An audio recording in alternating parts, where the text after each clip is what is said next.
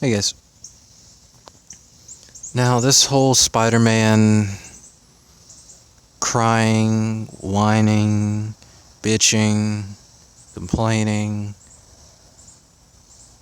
is some of the dumbest stuff I've seen, and it just shows why going mainstream was one of the worst things to have ever happened to gaming and why the 8th generation is the worst.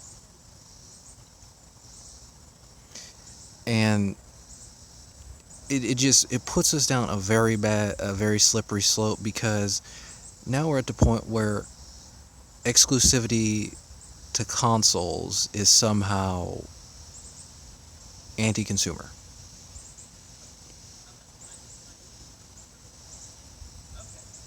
I don't know how that makes any type of sense, but let's get in this. So, when it comes to competition, whenever there's competition, the consumer benefits. Always. But when you have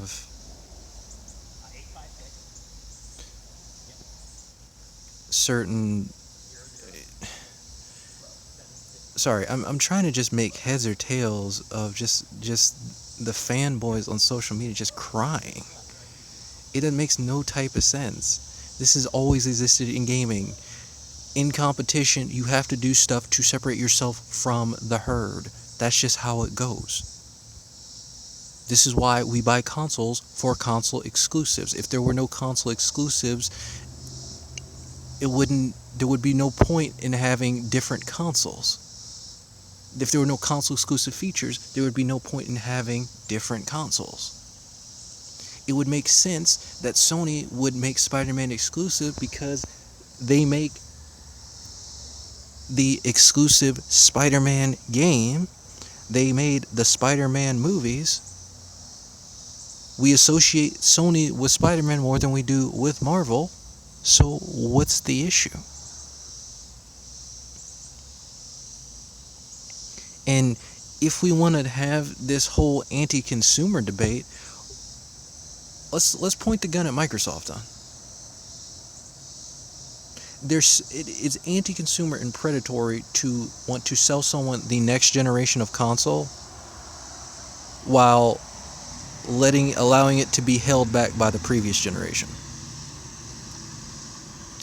And I know Microsoft and people will justify this by saying, Phil Spencer said this. Look, I've given up on Phil Spencer. Phil Spencer is more or less a talking head, and he's just there's him. Oh my God, him and Aaron Greenberg are talking heads. But back into this whole debate.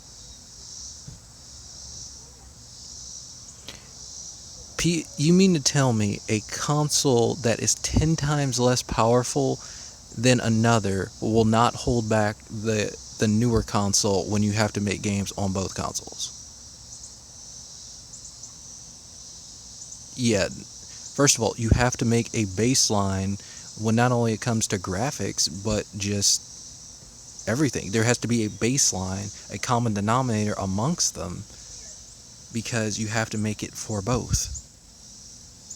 And after you have this common baseline is then when you can do this thing that fanboys are crying about. It's like on a computer when it's less powerful. You can just tweak the settings. Yeah, you have to have a baseline first. You can't do complex physics on the new console because it's being held back by the old console.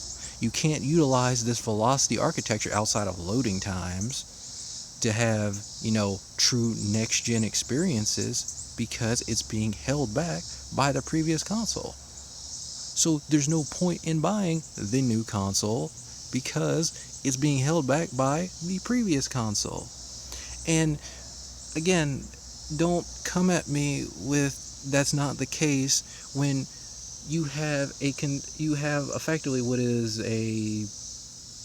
I would assume it almost has to be between a Ryzen 5 and basically a Ryzen 5 with 8 cores and 16 threads versus a Jaguar CPU that was originally designed for phones and tablets.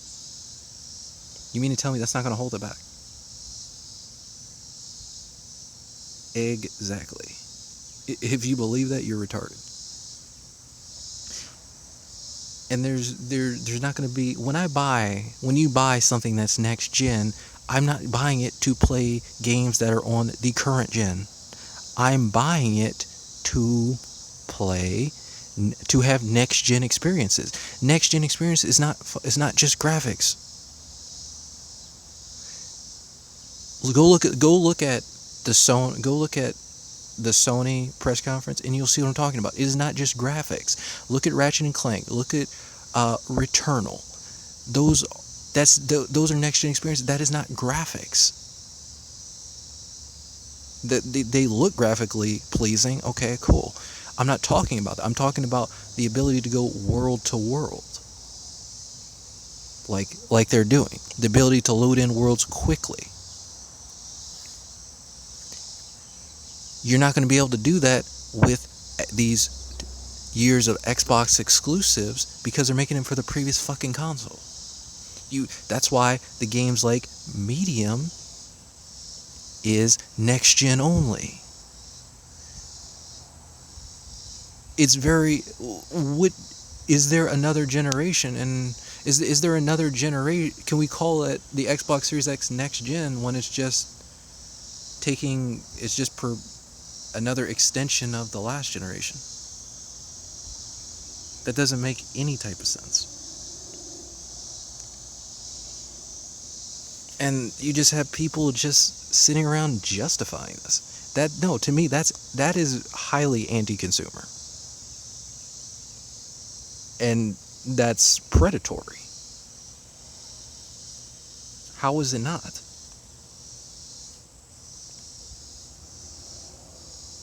And I'm sure someone's gonna come at us with they come out with an iPhone every year debate, which again, it's even more. That's even worse.